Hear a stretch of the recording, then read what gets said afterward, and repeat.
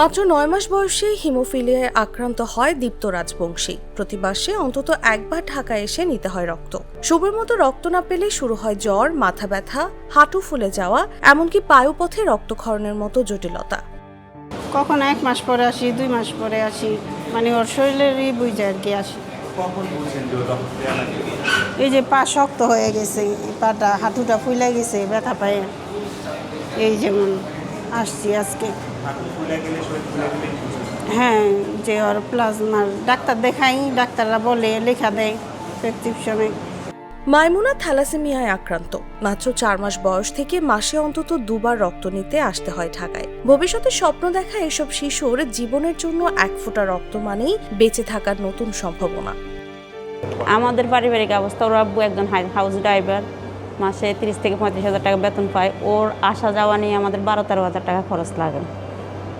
১২-১৩ হাজার টাকা খরচ লাগে। এখান থেকে আমরা অর্ধেক পাই, স্বেচ্ছা থেকে রক্ত ব্যাংক থেকে আমরা অর্ধেক পাই, আর ওইখান থেকেও আমরা ২,০০০ টাকা ফ্রি পাই। থ্যালাসেমিয়া ফাউন্ডেশন থেকেও ২,০০০ টাকা ফ্রি পাই। যতদিন বাঁচবে ততদিনে ব্লাড দিতে হবে। আর অসুস্থতা হতে ওর শারীরিকভাবে জ্বর আসে, ব্লাড যখন শরীর থেকে কমে যায়, শারীরিকভাবে জ্বর আসে, তখন আমরা বুঝতে পারি যে ব্লাড কমে গেছে। তখন বাড়ির পাশে হসপিটাল আছে, ওখানে নিয়ে ব্লাড টেস্ট করায়, হিমোগ্লোবিন কম দেখলে ঢাকাতে নিয়ে আসি।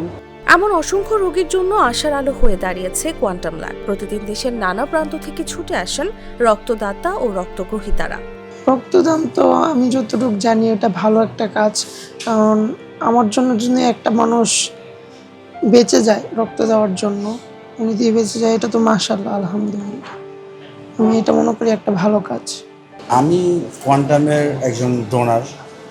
আমি বিগত ১৬ বার এখানে ব্লাড ডোনেট করছি। রোগী হচ্ছে আমার বড় বোন, ওনার ওটিতে আছে, অপারেশন থিয়েটারে, ব্লাড প্রয়োজন ছিল, তো আমি এখান থেকে নিয়মিত ব্লাড নিই, আর ওনাদের সার্ভিসটা খুবই ভালো। কালেকশন রুমের একজন ভদ্রলোক ভাই বলছে, আপনার গ্রুপটা কি? বলতেছে এ পজিটিভ। আমি বলতেছি এ পজিটিভ। এ পজিটিভ বলার পরে উনি বলছে, আপনাকে ব্লাড দিতে পারবেন? আমি তো হ্যাঁ, কেন পারবো না, এটা তো মানবিক সেবা, কেন দিব না। তো আমি নিজ ইচ্ছায় স্ব ইচ্ছায় রাজি হলাম। এখন আপনাদের যে সুন্দর যে তত্ত্বাবধান হলো, খুব সুন্দরভাবে ব্লাডটা কালেক্ট করছে। আমি কোনো ব্যথার সম্মুখীন হই নাই, এবং ওরা সবাই আমার সাথে সুন্দর আচরণ করছে। বাংলাদেশে প্রতি বছর প্রয়োজন পড়ে প্রায় ৮ থেকে ১০ লাখ ব্যাগ রক্ত। এর মধ্যে ৩০% আসে স্বেচ্ছায় রক্তদাতাদের কাছ থেকে, ২৫% আত্মীয় স্বজনের মাধ্যমে, আর বাকি ৪৫% আসে পেশাদার রক্তদাতাদের কাছ থেকে, যা স্বাস্থ্য ঝুঁকির কারণ হতে পারে। বিশেষজ্ঞরা বলছেন, তরুণ প্রজন্মকে রক্তদানে উদ্বুদ্ধ করতে পারলে দেশের রক্ত সংকট অনেকটাই মোকাবেলা করা সম্ভব। স্বাভাবিকভাবে একটা সুস্থ স্বাভাবিক মানুষ ১৮ বছর হলে সে রক্ত দান করতে পারে। আর এটা হচ্ছে জনসচেতনতা। এটা আমরা একজন আরেকজনকে যদি এই বিষয়গুলো যদি আমরা না বলি, যে ধরেন রক্তদান করবে, যে কেন করবে, একজন মানুষ রক্তদান করলে তার কিছু অ্যাডভান্টেজ আছে।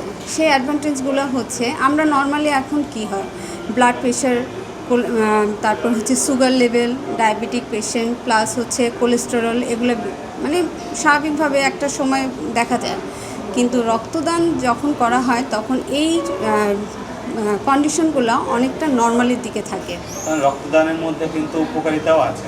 হ্যাঁ, এই তো উপকারিতাটা হচ্ছে এটা। ধরেন আমি রক্ত দিব কেন, আমার ধরেন কিছু মানুষ আছে যে ব্লাড প্রেশার হাই থাকে, তো সেক্ষেত্রে কিন্তু তার ওই ব্লাড প্রেশারের যে উচ্চচাপ যেই কন্ডিশনটা, সেটা কিন্তু অনেকটা স্বাভাবিক চলে আসে।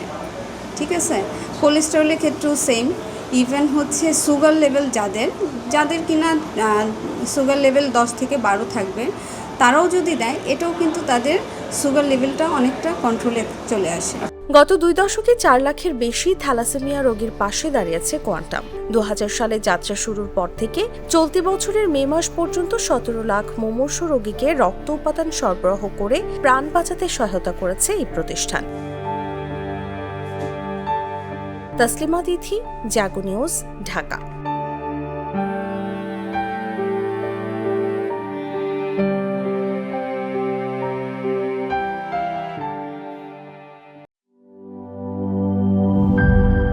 এই ঈদে জামা জুতো অ্যাক্সেসরিজের ডিসকাউন্ট।